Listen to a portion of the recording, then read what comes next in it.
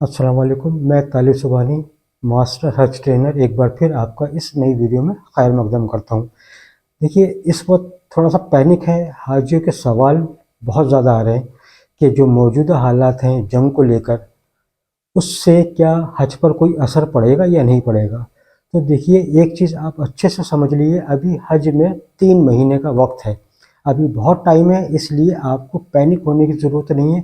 जैसे कि आप इस वक्त भी देख रहे हैं कि उम्रे की जो फ़्लाइट्स हैं वो टाइम पर जा रही हैं और टाइम पर ही आ रही हैं। जद्दा एयरपोर्ट या मदीना एयरपोर्ट कोई अफेक्टेड नहीं है। रियाद में ज़रूर कोई प्रॉब्लम्स हैं, वहाँ का एयरबेस क्योंकि ईरान ने तबाह कर दिया है, इसलिए रियाद एयरपोर्ट पे ज़रूर प्रॉब्लम हो रही है, लेकिन जद्दा और मदीना एयरपोर्ट से कोई प्रॉब्लम नहीं है। फ़्लाइट्स उम्रे की टाइमली आ रही हैं, जा रही हैं। दूसरा ये, आप लोगों से दरख्वास्त है, रमज़ान का मुबारक महीना है, दुआ कीजिए, कसरत से दुआ कीजिए कि अल्लाह हम पर रहम फरमाए और इस्लाम का बोलबाला हो। और कसरत से ये भी दुआ कीजिए कि इस पूरे हालात में मुसलमानों की फ़तेह हो और अल्लाह उनको कामयाब करे। आमीन सुम्मा आमीन।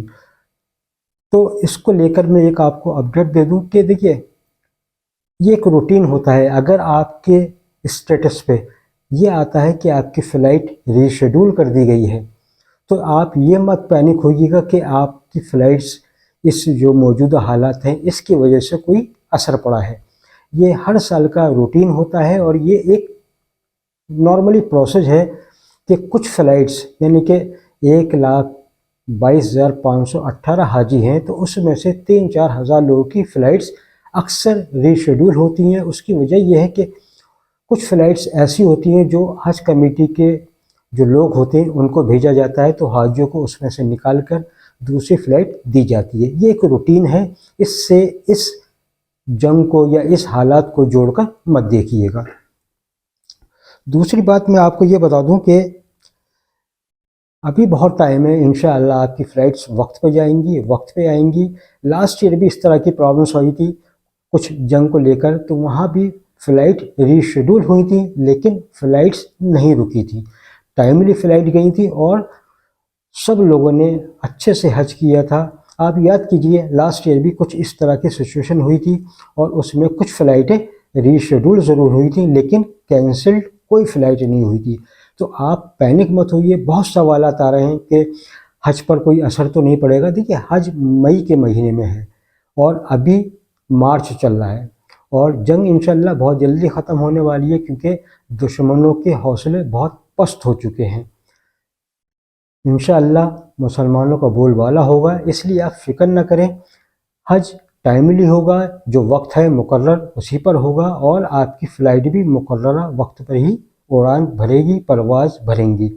इसलिए आप हज की तैयारी कीजिए। देखिए, मुबारक महीना है, आधा तकरीबन गुज़र चुका है, आधा बाकी है, तो ये आपके पास अब वक्त बहुत कम बचा है। इसलिए हज के बाद यानी ईद के बाद आपका टाइम बहुत मुश्किल से टाइम मिलेगा आपको अपनी तैयारी करने का। इसलिए आप अपने हज की तैयारी में लगे रहें और नज़र रखें कि हालात क्या चल रहे हैं, लेकिन पैनिक होने की ज़रूरत नहीं है। इंशाअल्लाह आपकी फ़्लाइट्स और आपका हज बहुत अच्छे से होगा और जैसे नॉर्मली होता है वैसे ही होगा। ये कुछ दिन के हालात हैं, ये इंशाअल्लाह बहुत जल्दी नॉर्मल हो जाएंगे, लेकिन मुसलमानों के हक़ में आप दुआ कसरत से करेंगे इंशाअल्लाह। हज की तैयारी के लिए मैंने बताया था कि आपको एक तो फ़िज़िकल अपने आप को फ़िट रखना है, कम से कम 3 या 4 किलोमीटर आपको रोज़ाना चलना है ईद के फ़ौरन बाद। और जो हवाई चप्पल जो आप वहाँ लेकर जाएंगे उनको पहन के 4-4, 5-5 दिन ज़रूर चलिएगा, ताकि वो चप्पलें आपके पैर की आदी हो जाएं और वहाँ जाके आपको तकलीफ़ ना हो। दूसरी बात ये कि जो दुआएं याद करने की हैं, क्योंकि आप देखिए 4 लाख रुपया खर्च कर रहे हैं, बड़ी मेहनत से आपने 4 लाख रुपया इकट्ठा किया है, अब आप फॉर्मेलिटी पूरी करें तो वो मुनासिब नहीं है। इसलिए जो हज में पढ़ी जाने वाली दुआएं हैं उनको आप अच्छे से याद करें, कसरत से याद करें और अपने हज को बहुत इत्मीनान बख्श और अच्छे से उसके अरकान को पूरा करें। یہ آپ کے اوپر ڈپینڈ کرتا ہے کہ آپ کس طریقے سے تیاری سے جا رہے ہیں۔ ایسا نہ ہو کہ وہ 4 لاکھ روپے جو آپ لگا رہے ہیں وہ آپ بیکار کر آئیں، کیونکہ ارکان میں کوئی کوتاہی ہوئی آپ کو دم دینا پڑے گا، اور پھر عبادت میں اگر آپ نے صحیح سے دل نہیں لگایا تو پھر بیکار ہے، کیونکہ یہ 40 دن سفر آپ نے بہت کیے ہیں، لیکن یہ 40 دن آپ کی زندگی کے سب سے انمول ہیں، ان کو ضائع مت ہونے دیجیے گا۔ تیسری چیز، آپ کو ہر وہ چیز جو میں نے اپنی ویڈیوز میں بھی بتایا ہے اور دوسرے یوٹیوبر بھی بتاتے ہیں کہ کہاں پر کیا کام انجام دینا ہے، کہاں کیا چیز احتیاط کرنی ہے، ان کو بھی آپ کو یاد رکھنا ہے۔ دیکھیے، جو لوگ بھی آپ کی خدمت میں لگے ہوئے ہیں یوٹیوب کے ذریعے یا ٹریننگ کے ذریعے، وہ صرف اس لیے لگے ہوئے ہیں کہ آپ کا حج اچھے سے ہو، آپ کے اندر کوئی کوتاہی نہ رہ جائے۔ اس لیے میری درخواست ہے کہ ویڈیو کو پورا دیکھا کیجیے۔ اگر آپ کو یہ ویڈیو پسند آ رہا ہے تو ایک لائک ضرور دیجیے گا، اور چینلز کو سبسکرائب کرنے کے لیے سب سے اچھا طریقہ ہے کہ میرے اس QR کوڈ کو آپ اسکین کر لیجئے، آپ بٹن دبائیں گے، چینل سبسکرائب ہو جائے گا۔ تو بس دل لگاتے رہیے، مبارک سفر بہت جلدی آنے والا ہے، اور یہ حالات کچھ دن کے ہیں، انشاءاللہ بہت جلدی نارمل ہو جائے گا سب کچھ، آپ اچھے سے حج کریں گے، اور آپ کا حج اللہ رب العزت اپنی بارگاہ میں قبول بھی کرے گا انشاءاللہ۔